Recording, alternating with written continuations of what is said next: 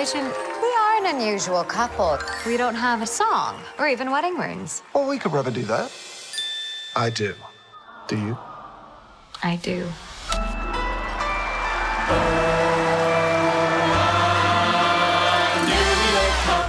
Just moved to town, a regular husband and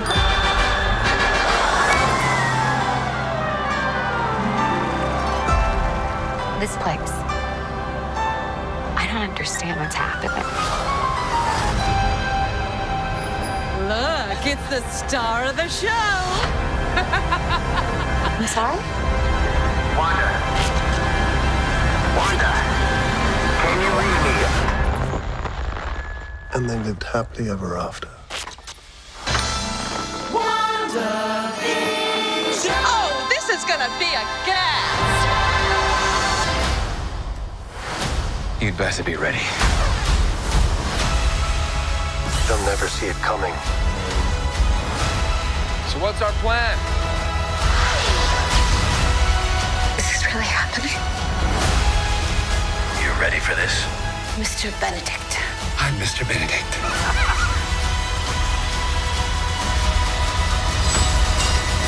Quite an impressive display.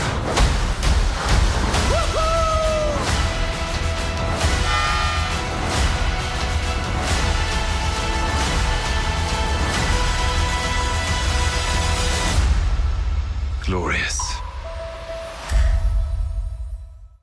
Welcome back, everyone. Happy New Year. You made it to 2021. There's a whole bunch of new WandaVision footage because the episodes are starting really soon. There's also a bunch of good news about Marvel's plans for all the Disney Plus and Avengers spin-off shows this year, too. We're getting way more episodes of everything than we originally expected, so I'll explain how that's going to work because it plays into their programming strategy this year. And they confirmed their plans for a special R-rated content section of Disney Plus, so I'll explain how that's going to work too, because that's where all the really hardcore stuff like the Deadpool content is going to live. But if you're new to the channel, be sure to subscribe to get all the episodes. I'll be doing videos for all the episodes of all the Marvel series that are going to be releasing this year, obviously. There's going to be so much stuff coming up. 2021 already looking so much better than 2020 so far. Say goodbye to that crap year. But in the new trailer footage, they start with the very Truman Show-looking scenes of Randall Park's Jimmy Woo FBI character trying to break into their alternate dimension to save Scarlet Witch, because at this point they still think that she's being trapped there by some malevolent force or some evil Marvel villain. Notice that the hazmat suit that he's wearing has the big sword symbol on the back. That's because even though he's technically FBI inside the MCU, most of this is all Nick Fury's sword agency handling this because it's a big Avengers-level problem. There is a bunch of Doctor Strange 2 stuff happening during this, but I don't know if there's also going to be a bunch of Nick Fury, Samuel L. Jackson stuff happening during this too, because of all the sword stuff. I think a lot of the sword stuff happening during this will just provide more context for that Spider-Man Far From Home post-credit scene, even though if you know what Sword is in the comics, you kind of knew what was up the minute you saw him on that space station. They also dropped the teaser for that full-blown Avengers Secret Invasion Disney Plus series they're doing with Nick Fury and Talos' Skrull character. We probably won't be seeing footage of that for at least another year or so. It's going to be a while before they drop those episodes. But obviously the funny thing here, though, is that Sword is trying to save Scarlet Witch without realizing that she's the one that's doing all this. She's choosing to live in the lie, quote-unquote, rather than face reality. She creates her own reality, or changes this reality till it suits her desires. Then as you probably noticed, the other biggest thing about this new footage in the trailer is that them driving into the Westview suburban town during episode 1 with the funny theme song. Marvel revealed that they had the people from the Frozen movies write theme songs for all the different episodes for the different decades of television. Like they made special theme songs for each of the different episodes that are period specific for the decades of sitcoms that they're parodying in the different episodes. Like they said that in one of the episodes, they're going to do the legit intro from the Brady Bunch, the Marvel version of the Brady Bunch, but they probably did a special Brady Bunch style theme song for that part. But the songs themselves are also part of the storytelling tropes that they're using to comment on the plot. Like the lyrics of the songs themselves will have Easter eggs about what's happening to the characters during the episodes.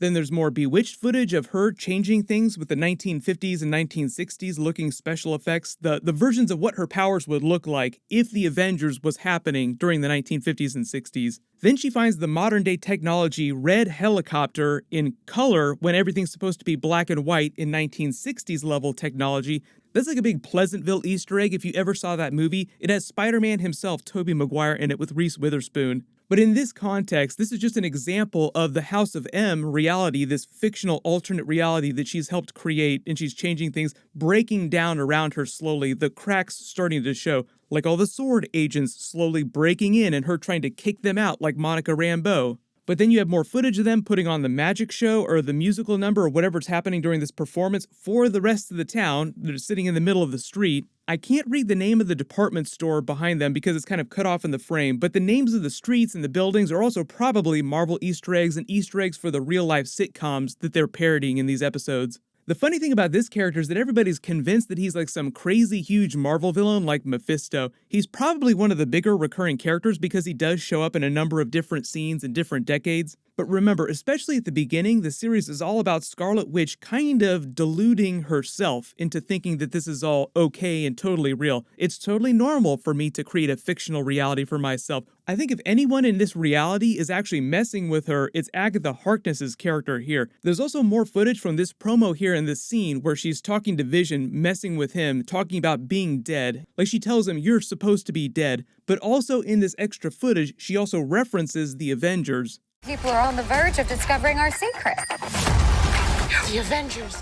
So that means she actually knows kind of what's going on. So it just implies that she has a level of authority inside this alternate reality that some of the other characters might not have. But like Monica Rambeau, for instance, we know that she's a normal character from the main MCU reality. She's an agent of S.W.O.R.D. that's trying to work with them to help figure out what's going on with Scarlet Witch. She probably also alters the people's memories so that they kind of forget who they are or where they are or when they are. Like that's what Monica Rambeau is probably like, I'm not totally sure who I am. A lot of you have also asked what happened to Scarlet Witch's accent because she's supposed to have that Sokovian accent. She's supposed to be Romani within the Marvel Cinematic Universe. The reason why she doesn't have it in any of this footage is because she's actually faking this life. She's pretending that she doesn't have an accent. And over time through the Marvel movies, since she's been living with the Avengers through Infinity War all the way through Avengers Endgame, she just slowly became more and more Americanized culturally. Her English started getting better and better. And, like she says during the trailer here, she wanted to fit in with the Avengers. So on the show, in a lot of these scenes, the classic sitcoms, this is just the extreme example of that. Like she says in the trailer footage,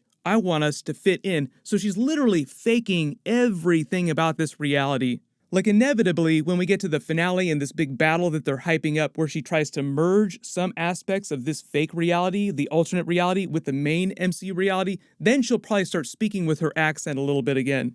In the whole thing with the extra episodes, this is actually a really big deal. It's probably some of the best news that we could get this early in January. WandaVision is now confirmed to be 9 full episodes, meaning that the season finale, episode 9, will air March 12th. Then the next week after that, Falcon and Winter Soldier episode 1 starts March 19th. So there's no break in Marvel content. It'll be like one new episode every week, all the way pretty much through June, I think. Like what's happening is that we'll have a Marvel movie coming in May with Black Widow, but around then we'll also have the Loki series starting in May, and that'll take us all the way to Shang-Chi and the Legend of the Ten Rings in July. So it sounds like Marvel plans for there to be one new piece of content, either a new episode or a new movie, like a real big movie, every single week for at least the first half of the year. Now, there's a couple big Star Wars TV shows that are going to be releasing later this year, like the Bad Batch episodes, the Star Wars Visions episodes, and then obviously the Book of Boba Fett Mandalorian spin-off episodes in December. So I don't know if some weeks this year we're going to get both a Star Wars new episode and a new Marvel episode of something, but either way, they're coming for your money. That's why they're trying to keep releasing content every single week.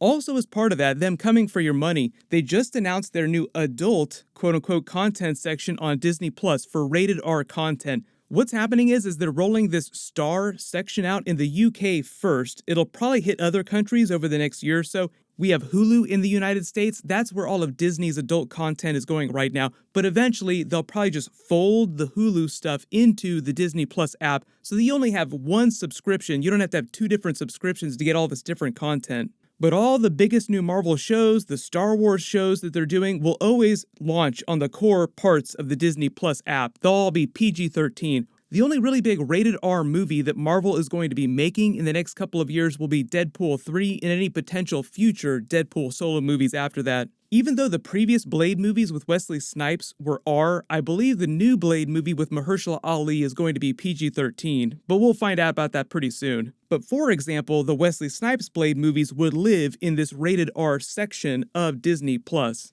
Either way, it's just meant to simplify the way that they release their content, so instead of having a bunch of different apps that you have to have, it'll just be one app. What's happening next, though, is this Friday they're releasing the Marvel Legends TV show that's meant to be an intro to WandaVision, sort of a prequel, so to speak. I'll do episode videos for that. I don't know exactly what it's going to look like. They've been kind of quiet about it. And speaking of extra episodes, if you remember the Disney Gallery Mandalorian episodes that they released, like the bonus content for all the Mandalorian episodes, they're doing the same thing for the Marvel series, but I don't know how many of those are going to be released and when they'll release them. They haven't announced the schedule yet. There's a whole bunch of Falcon and Winter Soldier stuff that we've been learning about too, but I'll talk about that when I start doing more Falcon and Winter Soldier videos when we get a little bit closer to that series. They'll start releasing more trailers for that while WandaVision is happening. But while you wait for everything, click here for my brand new Fantastic Four video, and click here to watch Mark Hamill reacting to Luke Skywalker on The Mandalorian.